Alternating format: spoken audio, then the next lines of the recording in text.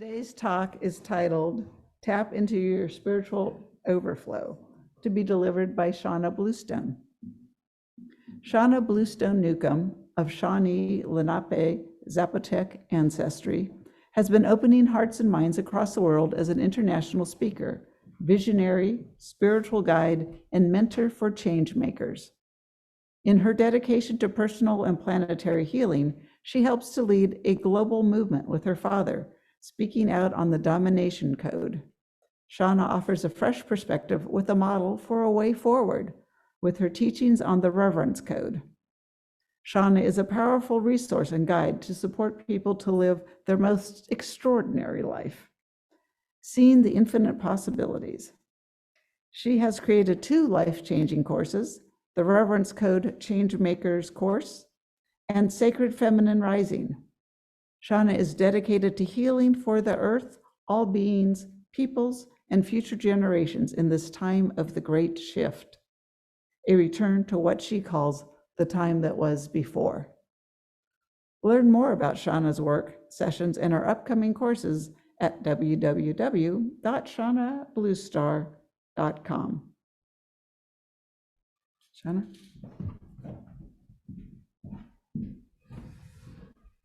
Thank you. Good morning, everybody. It's very good to be here with you. So I want to talk about the spiritual overflow and just really tapping into your highest potential is the way I see it, and possibilities.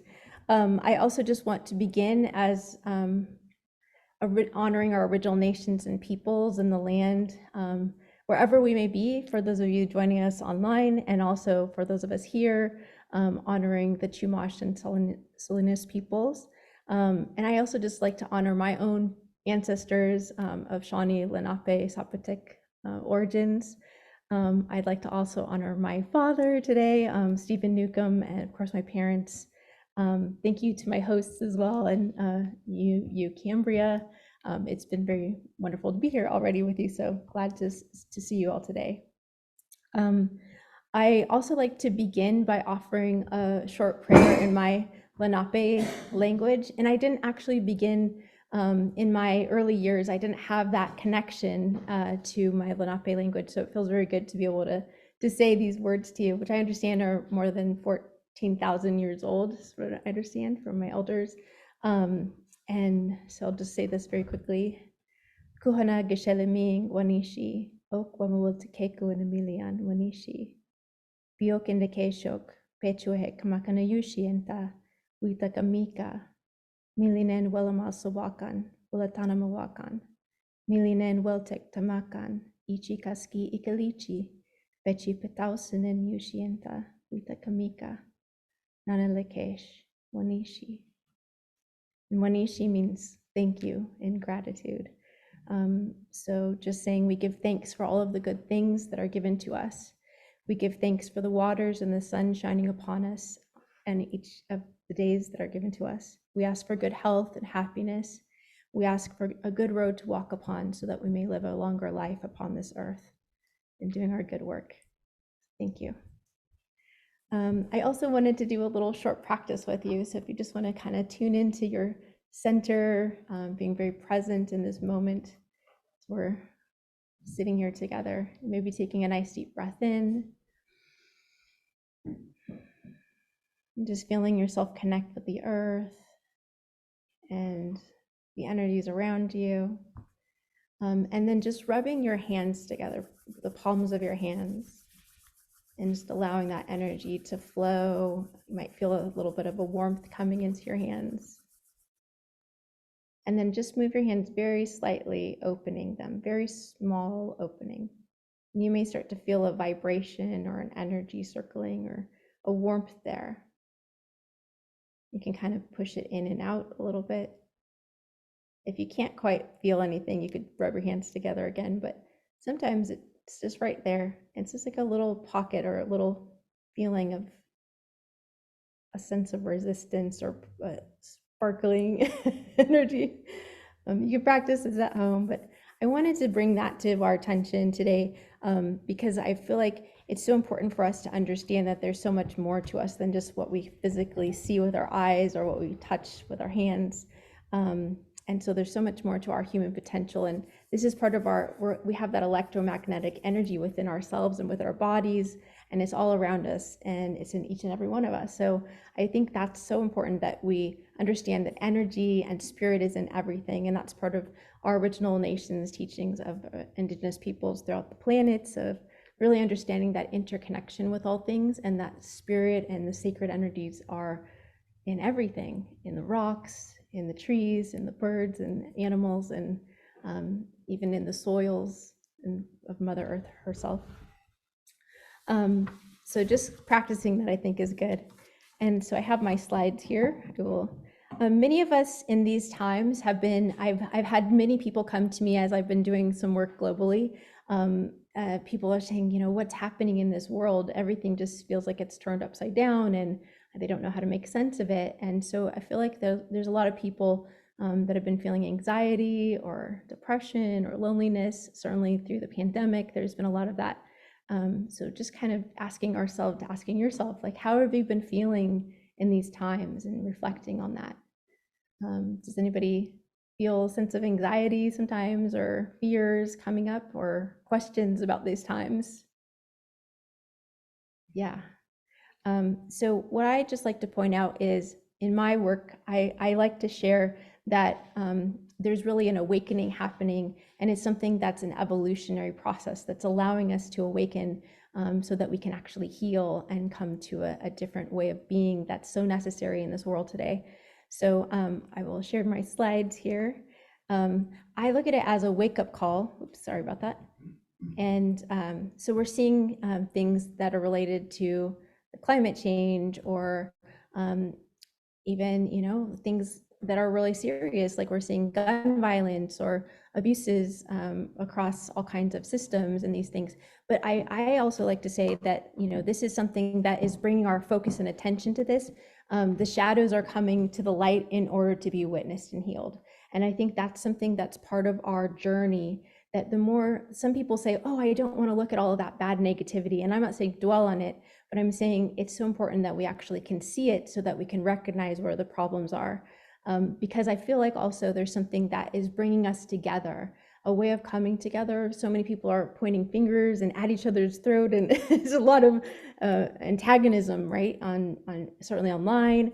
But I feel like there's also a deeper root to all of the issues and concerns that we're seeing. My dad and I speak to something called the domination code, and I'll speak a little bit more about that. And also certainly in the film that I offer after the service, that will give a lot more understanding of the deeper history of these things.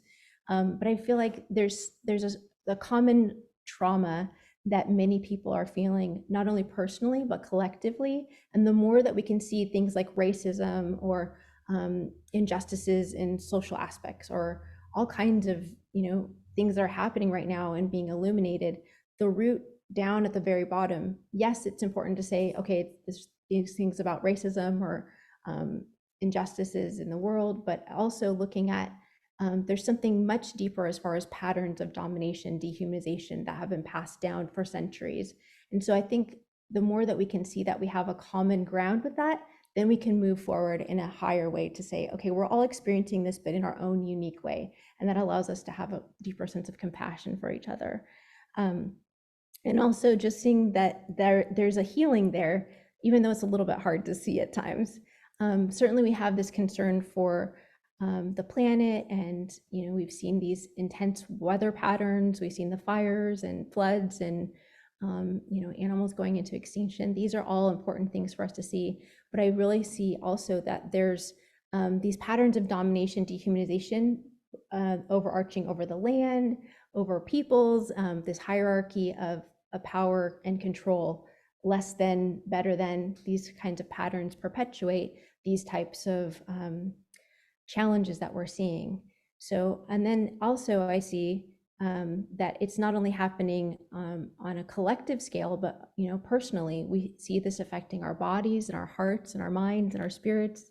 There's a sense of trauma that is intergenerational, that's been lingering on. And how do we come out of this? How do we overcome it and rise above it? And so that's a part of this that I think is so important. Really seeing the power and potential that you have, each and every one of you within yourselves, and all of us have something more to offer at this time. Many people are feeling called to bring gifts or services, being in service to others. There's something within each and every one of us. Each and every one of you have something special to offer. And I think it's so important at this time, more than ever, that we really heed to that. We really listen to that inner call and that inner voice that's bringing forth something within your spirit. Your soul is here to offer a gift to this world at this time. And it's more important than ever, I feel like, in this time. So we're seeing that on the personal scale, the social levels, the global levels. And I see that these imbalances within what I see as the domination code really being in this perpetual momentum can be shifted into what I talk about, the reverence code. And that's coming back to this understanding of original peoples. And I feel like all over the planet at one time, we had an original spirituality that helped us understand that interconnection with all things and all peoples, a sacred connection to everything that is. And that's just been skewed because of this. I see as the original virus as the domination code. This isn't working. My slide is not moving. I'm not sure why. So I'll talk a little bit about my dad's work, and that was the next slide. There we go. So my dad's work, I don't want to spend too much on that, but his work has been for 40 years. He's been talking about this doctrine of discovery and how that was issued by the Vatican in these papal bulls in the 14th and 15th century. Bear with me here, just technical glitches. There we go. So in 2016, he was able to meet Pope Francis at the Vatican in Vatican City. He delivered his book, and I know it was, I think, an article that he had written. We've been in some talks with the Vatican about these Vatican papal bulls, and he called upon the Pope with his good friend and mentor, Virgil Kilstraight, talking about these papal bulls and the destructive effects that it's had on original nations and peoples throughout the planet. But also, I want to emphasize that it's not just original peoples of northern, hemisphere, what we call the United States now. Certainly, it's every continent across the planet, but also it's affecting all peoples, regardless of our ancestral backgrounds. It's affecting our planet itself. It's affecting life itself. And it's because of that domination, control over, power over. It's not necessarily bringing things into balance and harmony as they once were. So I feel like that's the important part of understanding that there is an interconnection to this work. My dad's book is called Pagans in the Promised Land, Decoding the Doctrine of Christian Discovery. And then the film that I will offer a screening for is The Doctrine of Discovery, Unmasking the Domination Code.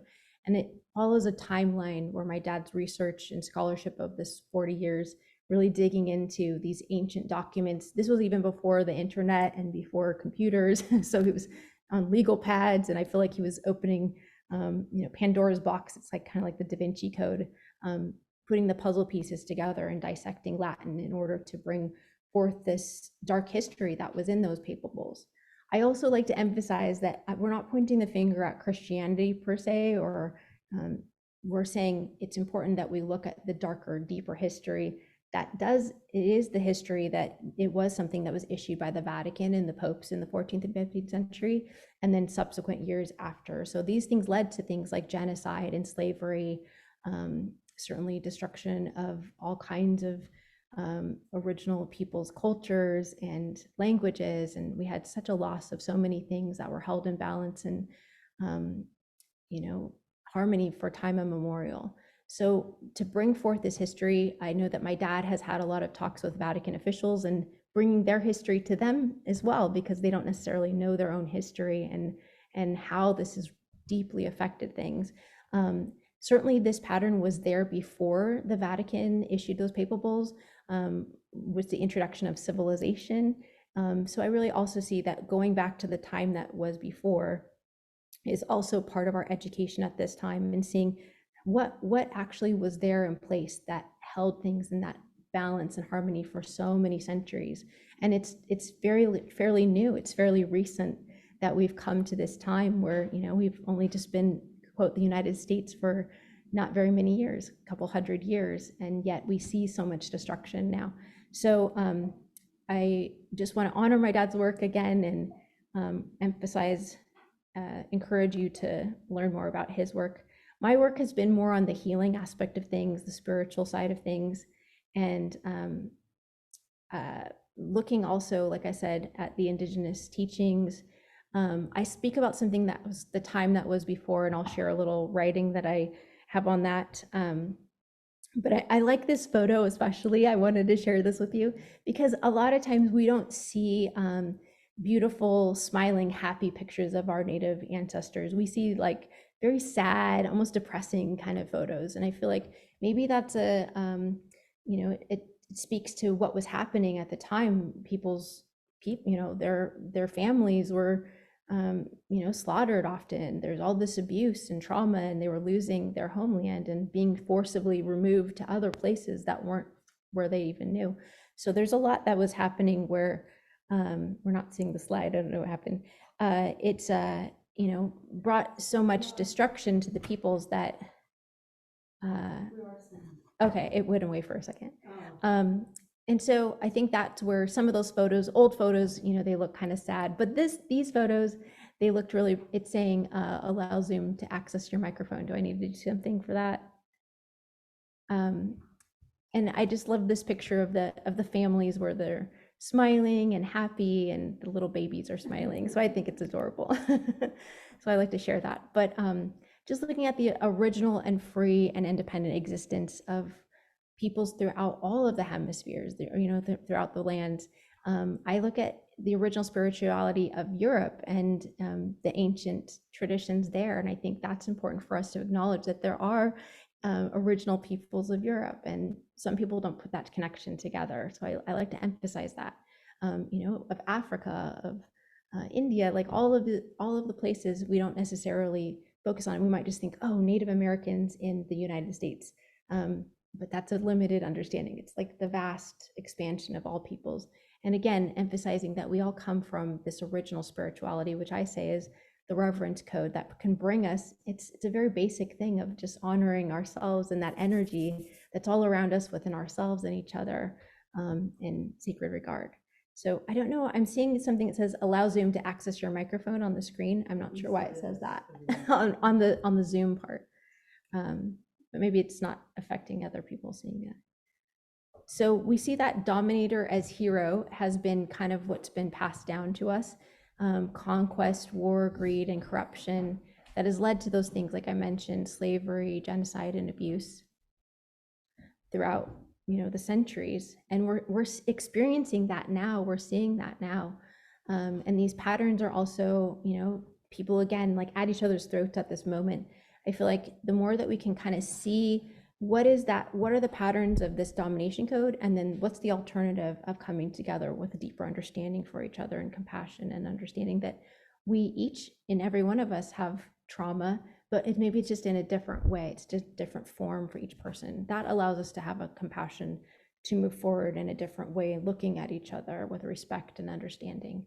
I also see another part of this is the perpetuation of some of these old models that this idea of the myth of the evil witch, where so many of these beautiful, incredible healers and women throughout the ages, even across Europe, there's a history that many people don't know about with the witch trials.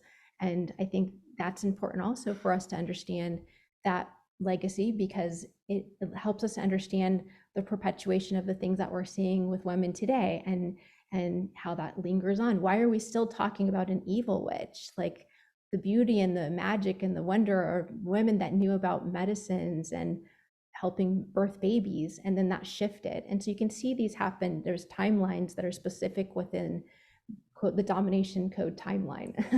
And so that's what we're trying to help people understand, and the alternatives that are there. And really honoring these, women that had these knowledge and understanding before science and medicine as we know it today took over. And so many people actually became sick, or, it led to something that was about, but I learned that the original word for doctors was barber, which means to cut. So you see surgery or just drugs rather than having a holistic model of understanding the body, mind, spirit are all connected. And that was something that was taught in those original teachings. So we also see that concern of the great web of life and our disconnection. People have been disconnected from the land, disconnected from the earth. And how can we bring that back within an understanding of daily connection with the land?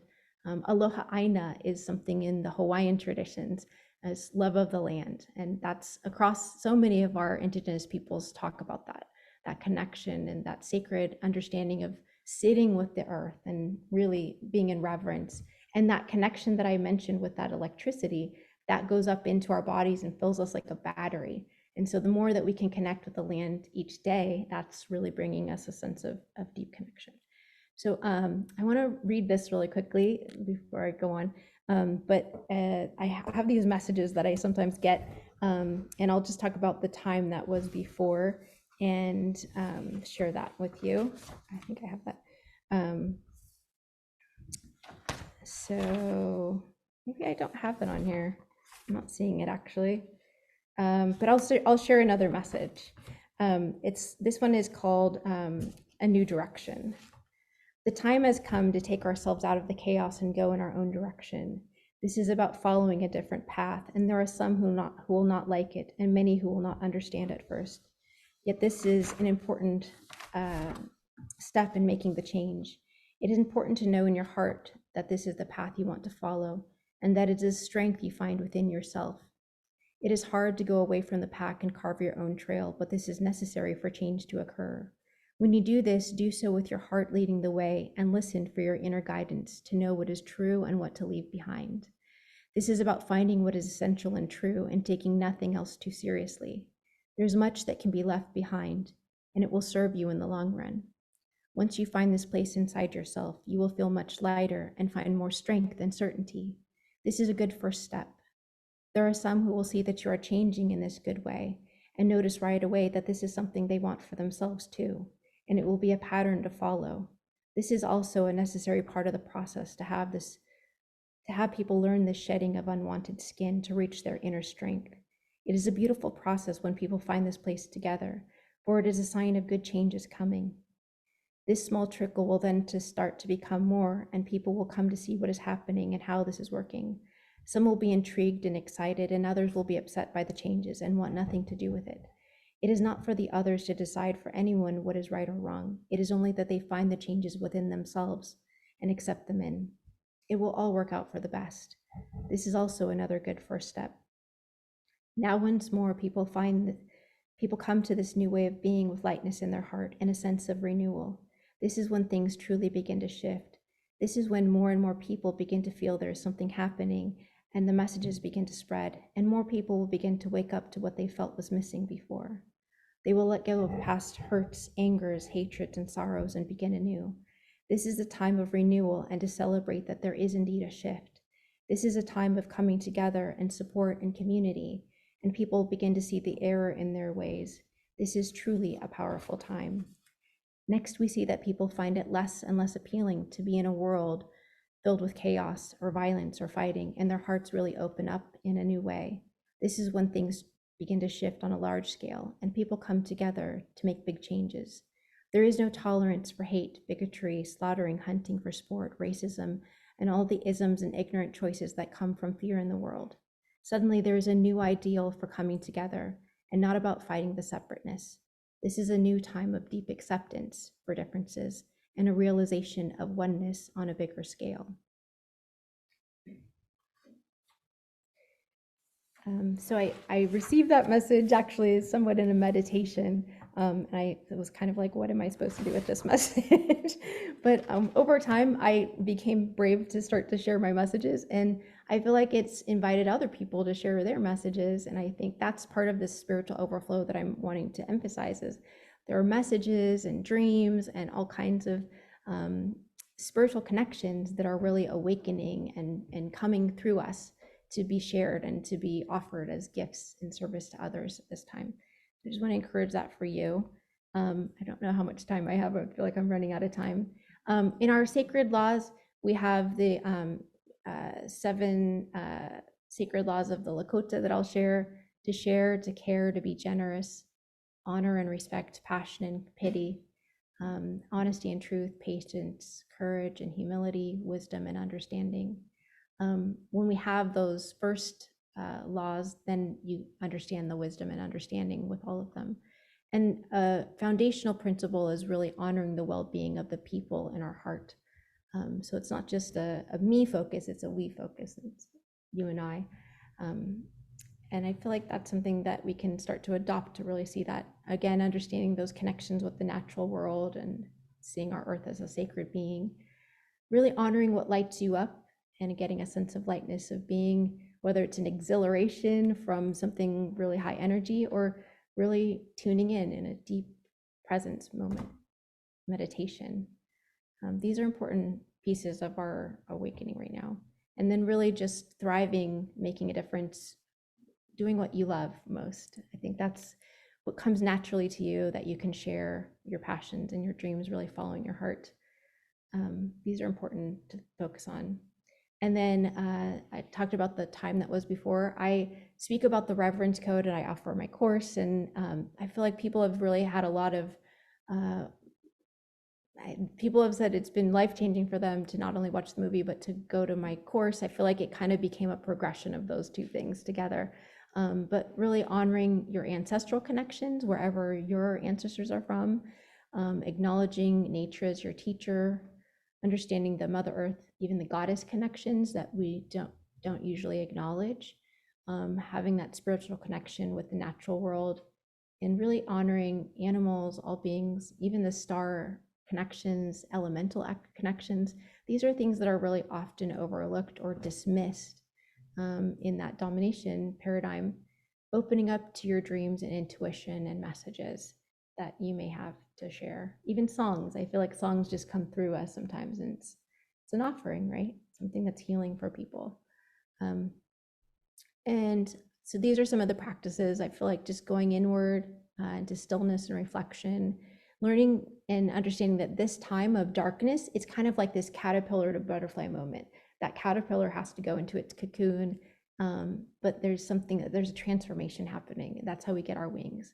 And then clearing what no longer serves you, setting intentions of what you're co-creating. You really are a powerful being that is co-creating all the time.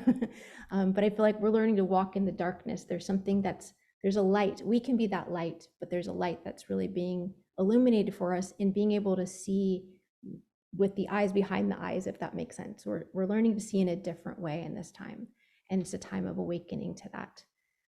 So some people talk about the age of Aquarius, but we're definitely moving into a new time. The elders that I work with talk about the next 26,000 year cycle, and that we're opening to that in the coming years. So this is an important time for us to really envision, what do we want that future to look like, and how do we want to co-create that?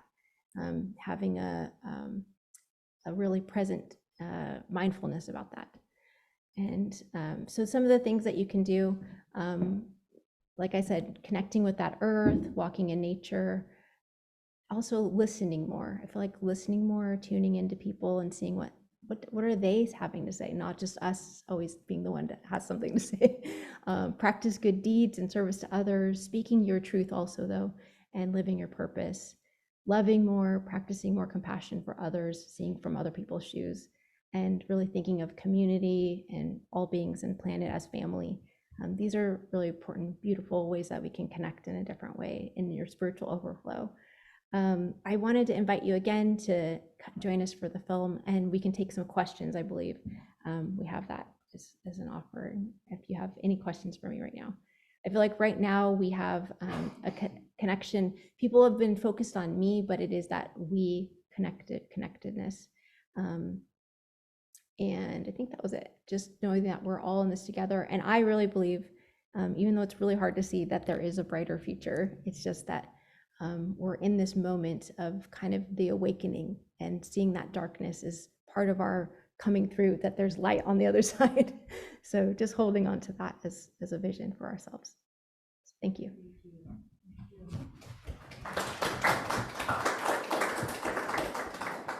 Any questions?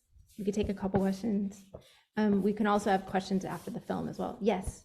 Can we watch the movie on YouTube? We do have it available on Vimeo, so that would be an offering that we could do. And then, but today I can do a Q&A after the film. We usually offer it. We sometimes we'll have different groups, and we've been doing them on Zoom, so mainly during COVID and everything, that we just have an hour for the film, and then sometimes we have even an hour for questions with different groups in the past. So, any other questions? Thank you so much. Thank you.